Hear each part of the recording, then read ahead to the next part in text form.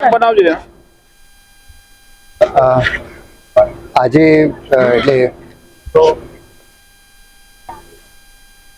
ગઈકાલે વડોદરા મહીસાગર બ્રિજ ઉપર જે અકસ્માત થયો હતો અને એમના જે પછી જે સુરત જિલ્લામાં શહેર અને જિલ્લામાં સમાવેશ જેટલા પણ બ્રિજેસ છે એની બધી જ ટેકનિકલ ટીમો દ્વારા અનેક તપાસણી કરવામાં પણ આવે છે અને જ્યાં જ્યાં પણ માનનીય મુખ્યમંત્રીશ્રીની કાલે સ્પષ્ટ સૂચના છે કે જે પણ જગ્યા ઉપર આપણને એવું લાગે કે કોઈ જગ્યા ઉપર ટ્રાફિક બંધ કરવાની જરૂર છે કે કોઈ જગ્યા ઉપર મરામત કે એવું લાગતું હોય તો અમે આજે બધા જ અધિકારીઓ સાથે એક ડિટેલમાં મિટિંગ કરી છે અને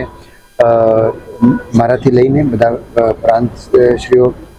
મામલતદારશ્રીઓ બધા જ ક્લાસોના અધિકારીઓશ્રીઓ છે અલગ અલગ ટેકનિકલ ટીમ્સ સાથે ધારો કે આરએનબીની ટીમ્સ છે NHAI છે રેલવેઝ અને બધાના એન્જિનિયર્સ સાથે ટીમો બનાવી છે એ ટીમો આવનારા 2 દિવસમાં એટલે આજથી સ્ટાર્ટ કરીને 2 દિવસમાં બધા જ બ્રિજેસના નિરીક્ષણ કરશે અને જ્યાં કોઈ પણ એવું આપણને લાગે કે તકલીફ જેવી કોઈ વસ્તુ છે તો ત્યાં આપણે ડાયવર્ઝન કરશું રિપેરિંગ કરશું અને જ્યાર સુધી આપણે સેટિસ્ફાય નહીં થઈએ કે બધું બરાબર છે ત્યાર સુધી જે છે આપણે એક બધી કામગીરી કરવાના છે. સર અત્યારે આ જે ફ્લેટ જે છે તે એકદમ ખૂબ જ જોખમી છે, કેટલા દિવસ સુધીમાં શું લાગી રહ્યું છે કે ક્યાં સુધીમાં રિપેર થઈ શકશે? એટલે આ અમારું લાસ્ટ 15 દિવસ પહેલાંથી બધું NHAI સાથે પત્રવ્યવહાર અને બધું ચાલતું હતું જેના કારણે આપણે એક પ્લેટ પણ મુકાવ્યો હતો. જૂનો બ્રિજ છે અને એક પ્લેટ મુકાવી છે. હાલ જોખમી નથી બટ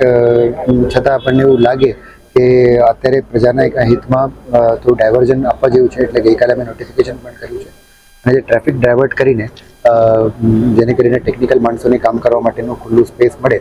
એટલે કરીને આપણે પલસાણા ડાયવર્ટ કરીએ છીએ ટ્રાફિક. એક એમાં જે નવા એક્સપ્રેસ વે છે ત્યાંથી જે છે બધા વાહનોને આપણે ડાયવર્ટ કરીએ અને અમારા 20 થી 25 દિવસ એટલે ઓલમોસ્ટ 1 મહિનામાં આ બ્રિજનું સમારકામ થઈ જશે.